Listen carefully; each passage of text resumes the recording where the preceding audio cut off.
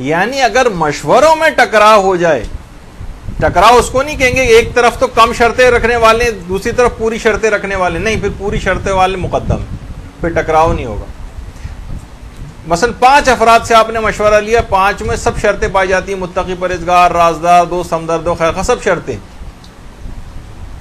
لیکن انہوں نے الگ الگ مشورہ دیا۔ کچھ نے کہا کہ ہاں یہاں پہ رشتہ مناسب ہے، کچھ نے کہا نہیں مشورہ مناسب نہیں ہے۔ اب پھر آپ درمیانی کیفیت میں آ گئیں، یعنی جب مشوروں میں ٹکراؤ ہو جائے تو پھر استخارے کا مرحلہ شروع ہوتا ہے۔ اچھا، اب استخارہ کیا ہے؟ دیکھیے، استخارے کے مسئلے اتنے زیادہ ہیں کہ علماء نے پوری مستقل کتابیں استخارے کے عنوان پر لکھی، استخارے کے عنوان پوری کتابیں، اور علامہ مجلسی نے پوری ایک کتاب مفاتیح الغیب کے نام سے استخارے کے عنوان پر لکھی۔ پوری کتابوں کے چیپٹرز استخارے کے موضوع پر۔ اور ایک بات اور بتا دی جائے کہ دیکھیے، استخارے کے وزن پر عربی میں جتنے بھی الفاظ بنائے جاتے ہیں ان سب میں طلب کا ایک مفہوم ہوتا ہے، جس میں بھی الف، سین اور تے شروع میں آ جائے۔ استخارہ خدا سے خیر چاہنا، استشارہ مشورہ چاہنا، طلب کا ایک مفہوم ہے، الف، سین اور تے جس کے بھی شروع میں آ جائے۔ اچھا، کچھ ہمارے پرانے علماء ایسے گزرے ہیں، پرانے علماء ایسے گزرے ہیں جو استخارے تسبیح کو اور قرآن کو، تسبیح اور قرآن کو استخارے میں استعمال کرنا حرام قرار دیتے تھے۔ دیکھیے، بڑی اہم بات آپ کو بتا رہا ہوں، یعنی ایسا نہ ہو کہ آپ سوچیں کہ بھائی یہ تو کوئی بہت بڑا عقائد کا مسئلہ ہے، اور ابھی آگے چل کر آئے گا، امام خمینی سے بہت سارے سوالات بھی اس سلسلے میں کیے گئے ہیں کہ آپ یہ بتائیے کہ کیا یہ کسی کا اگر اعتقاد نہ ہو استخارے پر تو اس کا کیا حکم ہے؟ اب میں آگے چل کر ان کا فتویٰ پیش کروں گا۔ تو پرانے کچھ فقہا ایسے گزرے ہیں جن کی رائے یہ تھی کہ نہیں، تسبیح کے لیے، تسبیح کو اور قرآن کو استخارے کے لیے استعمال کرنے کی اجازت نہیں، اور معمولی اور چھوٹے نام نہیں ہیں۔ شیخ مفید کوئی چھوٹے عالم دین ہے؟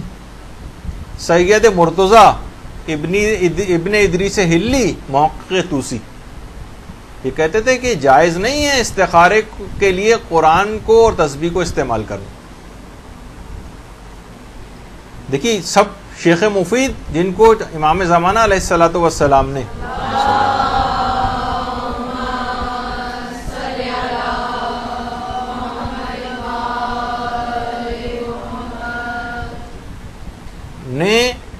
غیبت میں 3 خط لکھے ہیں، اور سب میں ان کو ایھا الاخ الکریم کہہ کے مخاطب کیا۔ سید مرتضیٰ جن کو مولا کائنات نے علم الہدا کا خطاب دیا تھا، ان کا یہ نظریہ ہے۔ ابن ادریس ہلی وہ کہ شیعت میں شیخ طوسی کے بعد اجتہاد مردہ ہو گیا تھا، ان کو زندہ کیا ابن ادریس ہلی نے۔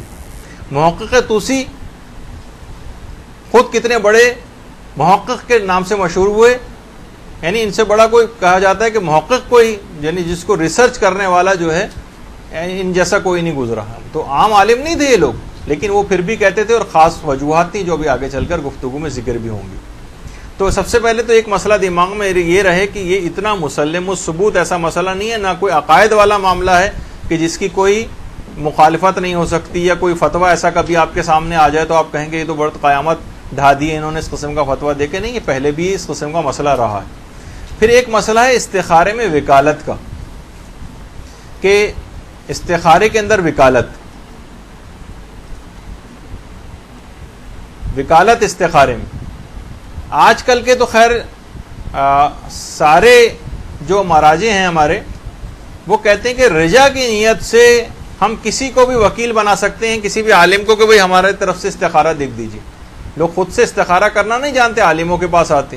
اکثر علماء کہتے تھے کہ نہیں، پرانے علماء وہ کہتے تھے استخارے میں وکالت بھی جائز نہیں، اگر کسی کو استخارہ کرنا ہے تو اس کا مسئلہ خود کرے استخارہ، دوسرا کیسے اس کی طرف سے استخارہ کرے گا؟ وہ کہتے ہیں، موجودہ مراجع کہتے نہیں ایسا مسئلہ نہیں ہے، بہرحال رجا کی نیت سے جائز ہے، اتنا ثابت شدہ مسئلہ تو نہیں ہے، لیکن پھر بھی چل جائے گا معاملہ، یا تو خود دیکھیں یا کسی اور سے بھی دکھوا سکتے ہیں، موجودہ مجتہدین یہ کہتے ہیں۔ البتہ علامہ مجلسی نے ایسے علماء کی پوری فہرست لکھی ہے جو کہتے تھے کہ استخارے میں وکالت نہیں ہوتی. اور خود علامہ مجلسی یہ فرماتے ہیں کہ علامہ مجلسی کے پاس کتنا ذخیرہ تھا احادیث کا.